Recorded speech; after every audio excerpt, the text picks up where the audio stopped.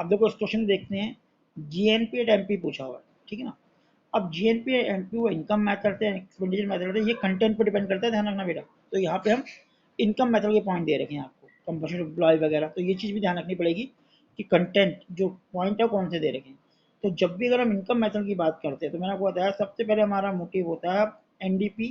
First step आप NDP at FC पे आते हो, जिसे हम डोमेस्टिक इनकम कहते हैं। और इसके लिए हम तीन चीज़ों को ऐड करते हैं, कंपल्शन एम्प्लॉय, तो कंपल्शन एम्प्लॉय दे रखा है पॉइंट नंबर सेकंड 350। फिर ऐड करते हैं ऑपरेटिंग सरप्लस। ऑपरेटिंग सरप्लस में हेडिंग गिवन नहीं है, इंटरेस्ट गिवन है आपको, और क्या गिवन है, इंटरेस्ट के अलावा रेंट गिवन है,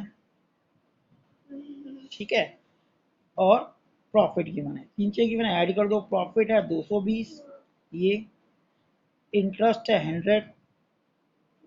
100 और रेंट है 80, रॉयल्टी वगैरह नहीं है। तो ये हमारा सेकंड पॉइंट हो गया ऑपरेटिंग सरप्लस। अब बात करते हैं मिक्स इनकम की। तो क्वेश्चन में मिक्स इनकम भी गिवन है, mix income from self employed 150 हमने ये ले लिया।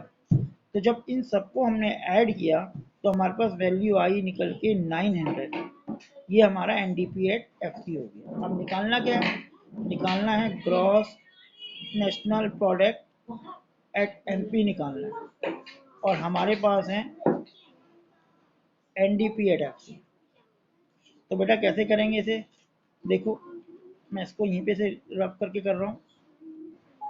अगर मुझे कैलकुलेट करना है तो हमें इंफॉर्मेशन जो गिवन है, जो सर्कल हमने सीखे थे, हम उसको अप्लाई करेंगे यहाँ पे। नेट से ग्रॉस में आना है तो इसमें ऐड कर दो डेप्रिसिएशन, ठीक है। डोमेस्टिक से नेशनल में आना है तो ऐड कर दो एन एफ आई ए, और एफ सी से एम पी में आना है तो प्लस कर दो एन आई टी। तो बेटा यहीं पे ऊपर मैं ऐड कर रहा हूँ इसे, क्योंकि मैं ऑलरेडी पता है ये हमारा 900 आया था N D P at F C. Depreciation question में गिवन है, consumption of fix capital action होता है 50, हमने ऐड कर दिया। फिर net factor income from abroad अगर हम बात करें तो net factor income from abroad ये गिवन है 10 भी आप ऐड कर दोगे। फिर प्लस एनआईटी अगर आपको निकालना है तो indirect tax 90 minus subsidy, subsidy ये दे रखा है 20, तो -20। तो अब इस पूरे को अगर हम ऐड करते हैं तो हमारा आंसर कितना आता है, 900 प्लस 950 960, 960 प्लस 70, तो 1030। बेटा यहाँ लिखा हुआ आंसर, ये हमारा answer G N P at M P आता है। तो उस क्वेश्चन में क्या बोला बेटा, N N P at F C. तो N N P at F C में पता है इसको हम नेशनल इनकम भी बोलते हैं, ठीक है ना। और क्योंकि इनकम मेथड है, सबसे पहले हम क्या निकालेंगे, डोमेस्टिक इनकम डी आई, और डोमेस्टिक इनकम हमारा होता है N D P at F C. सबसे पहले कंपल्शन एम्प्लॉय चेक करते हैं, इसमें कंपल्शन एम्प्लॉय का गिवन है क्वेश्चन के अंदर, देखो ऑपरेटिंग ये दे रखा, employer contribution in social security दे रखा है 50, और वेजेस एंड सैलरी दे रखा है। नॉर्मली ये देख कैश एंड कैश की फॉर्म में देखा, काइंड की फॉर्म में क्वेश्चन कई बार गिवन होता है, इस क्वेश्चन में गिवन नहीं है। 500 हो गया वेजेस एंड सैलरी, और एम्प्लॉयर कंट्रीब्यूशन हो गया 50, ठीक है बेटा। देखो यहाँ पे ओल्ड एज पेंशन भी गिवन है, मैं बता चुका हूँ ओल्ड एज पेंशन जो है वो कंपनी एम्प्लॉय का पार्ट नहीं होती, ये एक तरह की ट्रांसफर पेमेंट होती है जो बुजुर्ग लोगों को सरकार अपनी तरफ से सर्वाइव करने के लिए देती है, इसके लिए उन्होंने कोई काम नहीं किया होता, ठीक है। लेकिन रिटायर्ड पर्सन की अगर पेंशन है तो कंपनी एम्प्लॉय का पार्ट होती है, ध्यान रखना बेटा।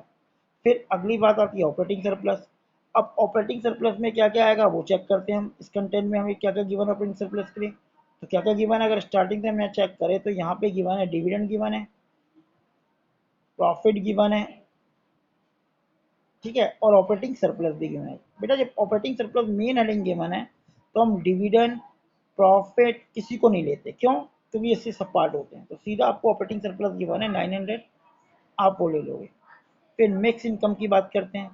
अब मिक्स इनकम की अगर हम बात करें तो यहाँ पे मिक्स इनकम भी आपको गिवन होगी, कई बार क्वेश्चन में गिवन होती है कई बार नहीं, लेकिन यहाँ पे अगर हम चेक करें तो मिक्स इनकम पहला ही पॉइंट गिवन है, कितना 200।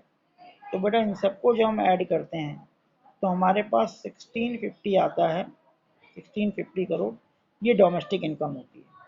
अब अगर हमें N N P at F C निकालना है, जिसे नेशनल इनकम कहते हैं, उसमें हमारा फॉर्मूला क्या है, हम डोमेस्टिक इनकम में प्लस कर देते हैं net factor income from abroad.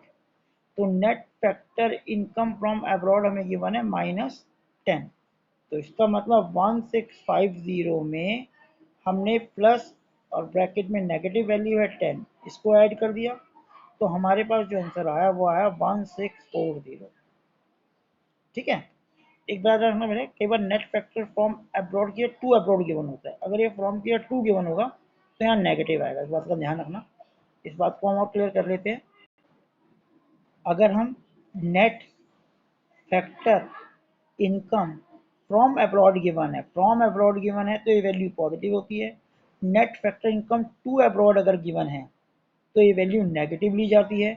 और net factor income from abroad जो होता है वो क्या होता है, फैक्टर इनकम फ्रॉम अब्रॉड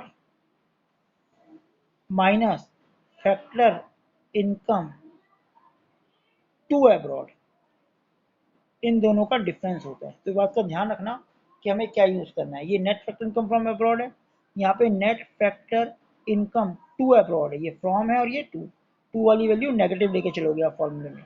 और नेट फैक्टर फ्रॉम अब्रॉड होता क्या है, इनकम फ्रॉम अब्रॉड और इनकम टू अब्रॉड का डिफरेंस। तो कई बार क्वेश्चन में क्या होता है, आपको net factor income from abroad भी गिवन होता है और फैक्टर इनकम टू अब्रॉड भी गिवन होगा। तो ऑलरेडी अगर आप नेट गिवन है तो ऑलरेडी वो माइनस हो चुका है, उसमें ये केवल कंफ्यूज करने के लिए दे रखा होता है। जैसे इस क्वेश्चन में देखें तो हमें देखो डिविडेंड कंफ्यूज करने था, ओल्ड एज कंफ्यूज करने के लिए था, ठीक है, प्रॉफिट कंफ्यूज करने के लिए था, नेट फैक्टरिंग तो हमने ले लिया, कंजम्पशन ऑफ फिक्स्ड कैपिटल की जरूरत ही नहीं थी इस क्वेश्चन में, ठीक है, और नेट इंडायरेक्ट टैक्स की जरूरत नहीं थी। तो कोई जरूरी नहीं कि सारे कंटेंट यूज हो, कई बार चीजें कंफ्यूज करने के लिए भी दे रखी होती है क्वेश्चन में। ठीक है बेटा।